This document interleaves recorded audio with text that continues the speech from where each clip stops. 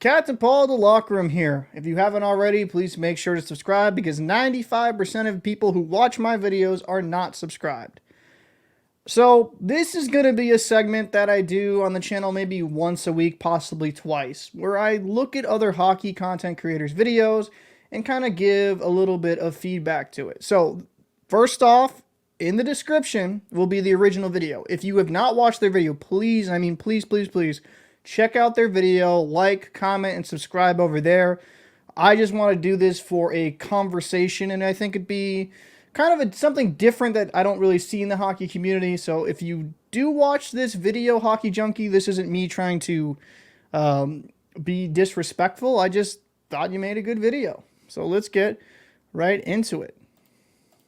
Juraj Slafkovsky was back out onto the ice yesterday. What, was he drunk? Maybe he had a few too many drinky poos. But anyway, he was back out onto the ice, and this was a good sight to see for fans of the Montreal Canadiens. Now, the reason why I'm even making this video today is because I've been noticing that there's just way too many fans of the Montreal Canadiens that have already tossed in the towel on poor old Slafkovsky. And it's insane that we even got to have this conversation when you think about it. See, this is where I think he's absolutely correct. Fans jump ship far too quickly. They just do, right? The kid's 18 years old, coming into the NHL, into one of the most passionate fan bases in all of the sport. It's just going to take him a little bit of time to develop. And I think at times we were a little bit unfair to these prospects because there are some that do really right off the rip. They're just like hell, like going like crazy.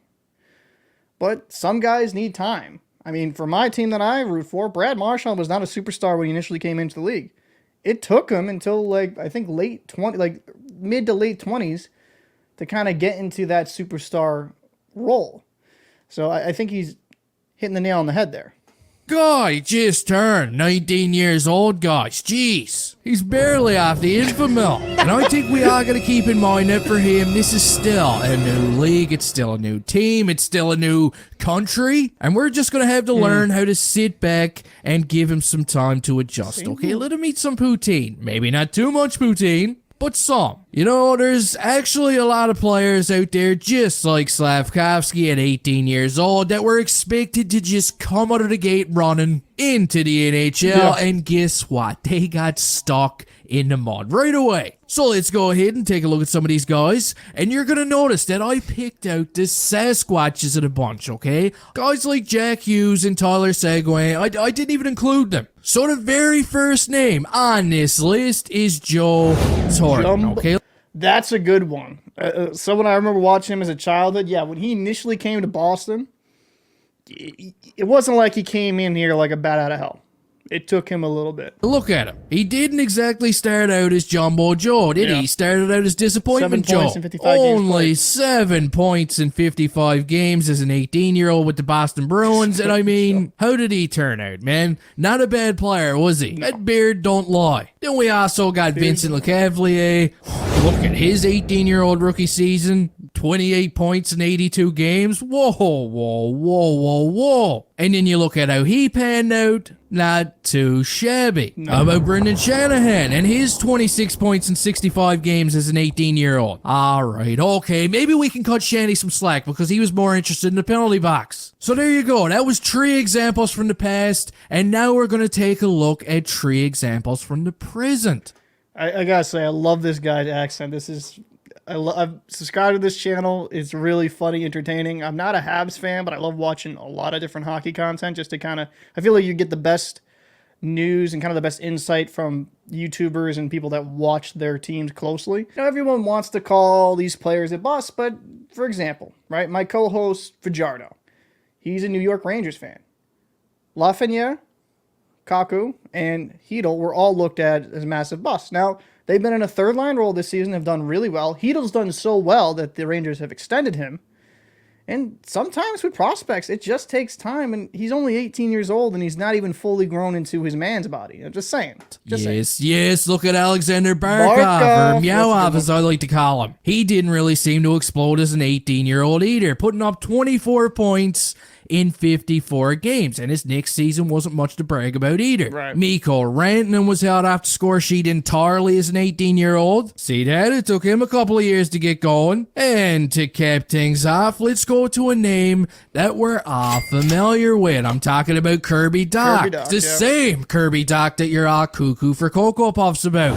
Because our boy would only put up 23 points in 64 games as an 18-year-old with the Chicago Blackhawks. Hawks fans, we're calling him a bust too. I know, because I remember seeing it. And then if we fast forward to this year, the Canadiens fans, they've already got him on a pedestal. Dach went on to be just completely fine so far. So all I'm trying to say is, when looking at Slafkovsky's numbers this season, we kinda gotta keep all this information in the back of our heads, okay? Yeah. Sure, it was a bit underwhelming and we would have all liked to have seen him have a better season. That would have been awesome. But given his age and his circumstances, these stats, they're not all too bad after all. Especially when you're comparing him to other 18-year-olds. Now, it's also worth pointing out that he's not going to be participating in the World Championship this year, as per Eric Ingles. I know for some reason there's already a lot of people complaining, but I mean, the guy's still hurt, man. He's listed as injured. So, I mean,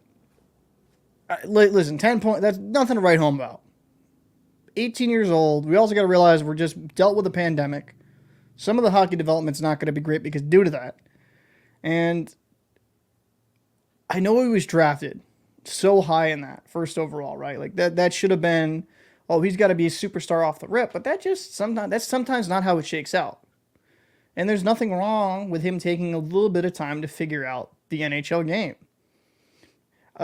This is kind of a conversation I'd love to have in the comment section. Do you think some of these guys get rushed too early to the NHL? Like a guy like Slafkovsky, I would have to say, like if he just started out in Laval and just played as a Laval Rocket, got some AHL time, I think it could have benefited him more. I wonder if, due to drafting somebody so high, you feel compelled to put him at the NHL lineup.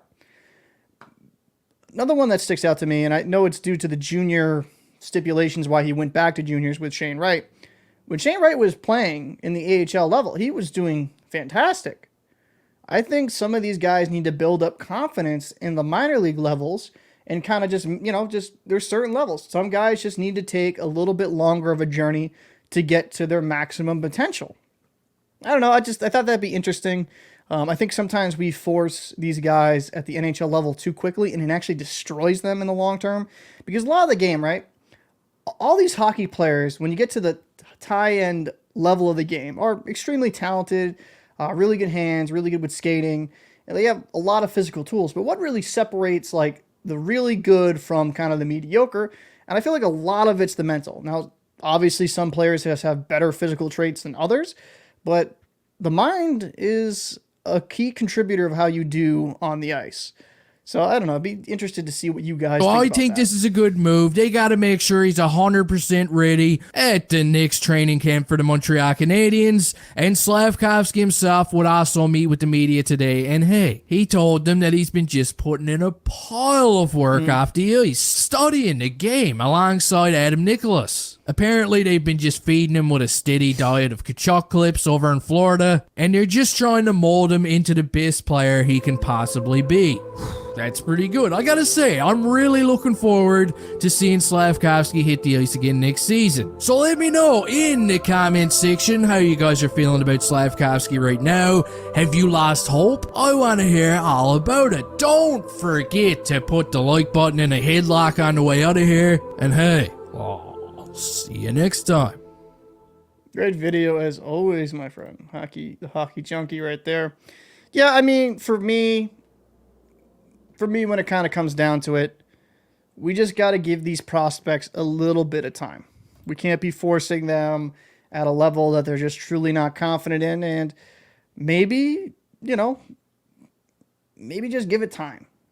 18-year-old, 19-year-old, let him go until he's 22, 23. I know there's ELC and there's term limits on contracts where it's like, well, we got to look how good he is at this point. Because let's say he gets to the 3-4 year, we're going to have to get rid of him or we'll have to re-sign him. But if he's not performing in his ELC, you'll get him at a cheap contract anyway. I don't know. It's a interesting subject to touch upon, in my opinion, because there really is no clear-cut answer. Some people believe in the philosophy of just sink or swim, and if they couldn't make it at the NHL level, they would have never made it in the first place. And then there's other people like me that believe that, hey, if you nurtured this guy, had him at a lower level, and just kind of built up their confidence in their game, they probably would have been fine down the road in the NHL level. I'd be interested to hear your thoughts down below. This is going to be a series I do, like I said, once a week, twice a week. Again, if you have not watched the original video, please go check it out. I'm just doing this because I figured it'd be a fun way to start some conversation within the hockey community.